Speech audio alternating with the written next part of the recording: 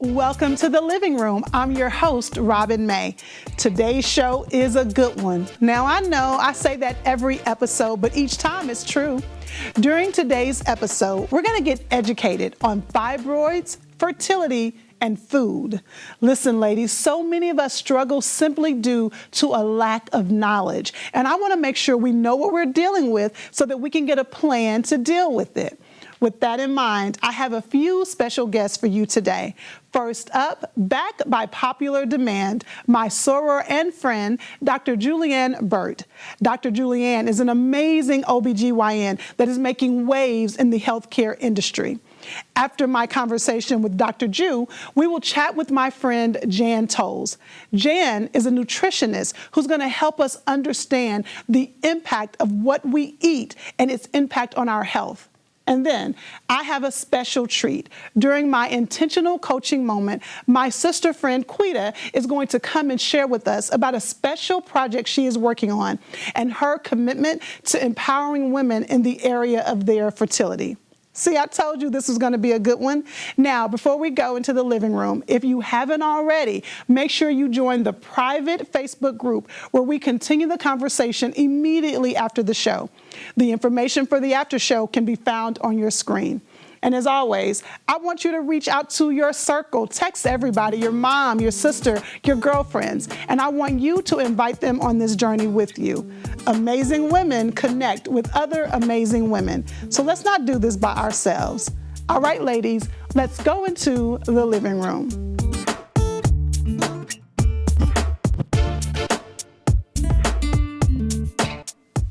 I am so excited about this conversation. We had such great feedback the last time Dr. Julianne was with us that we had to bring her back. Dr. Julianne, or Dr. Ju as we all call her, is the owner of Radiant Women's Health, and she is an often sought out physician.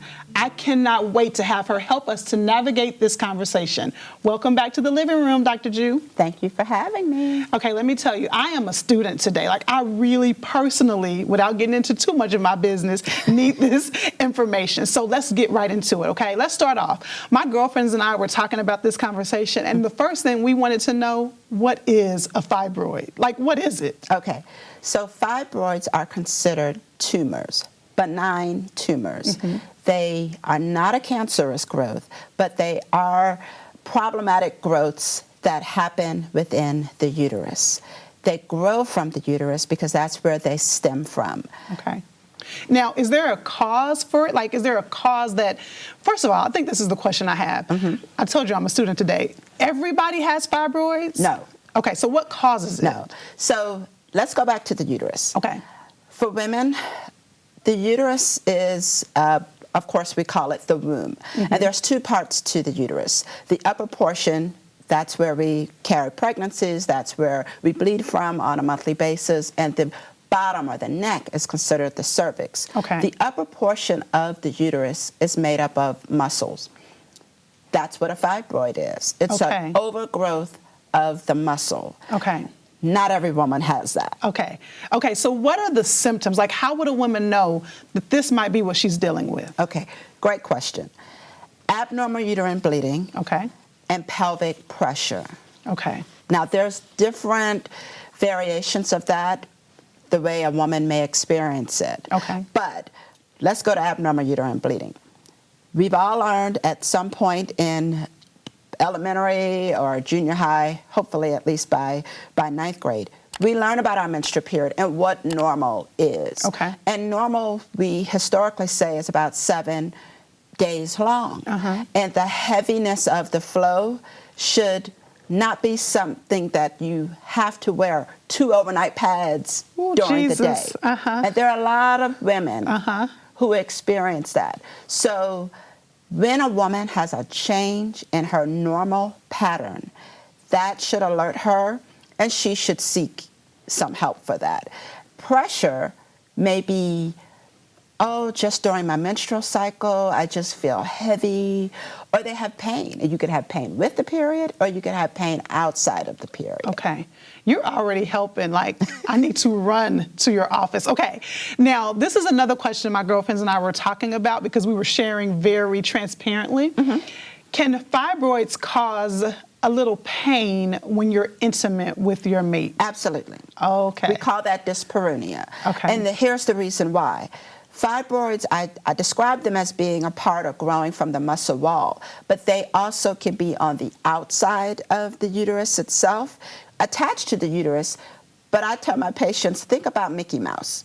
Mm-hmm. And Mickey Mouse's head is your uterus. Oh. And if you have those ears sticking outside and you're being intimate with your partner and it's hitting the bladder, it's hitting the ovary, it's hitting your intestines, it's hitting places it's not supposed to, yes, that can cause much, much discomfort. So now, yes, we will never look at Mickey Mouse the same sorry, Mickey, ever again. Okay, so listen. Okay, is it true that African American women suffer from fibroids more often? Is that a true case? It is a truth. So white women, maybe up to 70% of white women have fibroids. Over 80%. Some studies show 90% of women, African American women, have fibroids. So I tell my patients who go, oh, great, after their ultrasound, that they don't have a fibroid. Yes. I say, you're pretty peculiar. You're unique. Yeah, absolutely. So what I'm interested in, you know, I have 3 daughters, and I don't remember when I was much younger this being so much of a conversation. Is this something that, I mean, why am I hearing so? Is it just because of my age that I'm hearing more about it now? Because we're more comfortable talking about it. Okay. There are many campaigns that women are trying to get the word out. It's been around. Okay. It's been around. But we're talking about it more. You know, I have someone that I met, I was on a panel a few years ago, and she said to me, here I am, gynecologist, I've been dealing with this. My own doctor told me when I was having my cesarean section, Julianne, did you know you have fibroids? I said, no, thanks for telling me. Yeah. Appreciate it. But she said to me, women with fibroids have suffered all their lives. They just don't talk about it. But they don't, when they go to buy a car, they don't buy cars that have white interior. Yeah. They don't necessarily wear a white dress to that event. They don't like all white parties. Because of it. And they just thought that that was normal. And that was their norm. This is so good. Okay. So is there a certain age where fibroids start to affect us more frequently? Is it an age thing? It's not necessarily an age thing, but you mentioned that you have 3 daughters. I forget how old your youngest. They're 5, 10, and 12. Okay.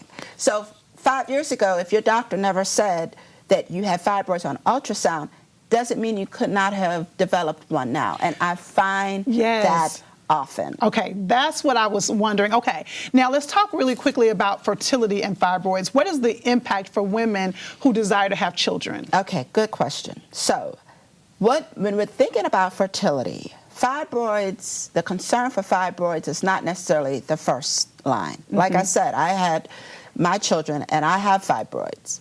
However, it could impact when the woman is going to seek care because she has infertility. She's not been able to get pregnant. Part of the workup may discover, you know, her doctor may let her know that you actually have fibroids, and there may be a concern about their location. It could be infertility or what we call subfertility. Okay. There may be a difficulty with her carrying a pregnancy as well. Oh my gosh, this is so good. I want this conversation to continue, but I have one more pressing question. Sure. Is there something that women can do to prevent fibroids? No. Unfortunately. Right, unfortunately. So you asked earlier what causes them. Like, we don't know, but we can find them in families. Okay. Right? So patients come to me and they go, I don't know what's wrong with me. I'm having problems urinating. I'm constipated.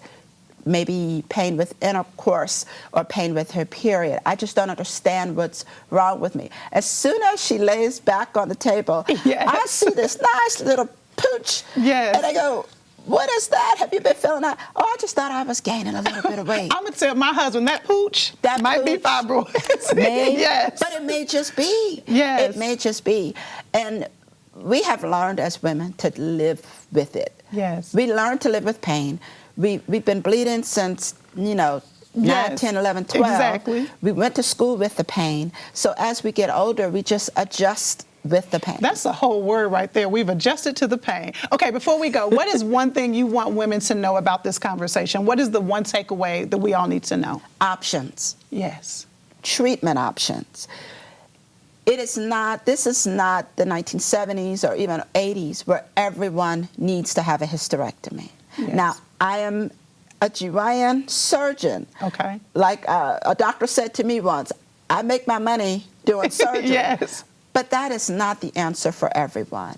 And everyone, just because they learn that they have fibroids, doesn't mean they have to do something. The old adage still holds true. If it's not bothering you, you don't bother it. Don't bother it. Okay. But if you had an emergency blood transfusion twice in the last year, I think you need to start thinking about something. That does not mean hysterectomy, but you could be thinking about a myomectomy. You could be thinking about removing the fibroids themselves and maintaining the uterus. That goes back to the woman who wants to still have children. Yes. Okay? But there are other options out there. There are other options, uterine fibroid embolization. Yes. You've heard about that.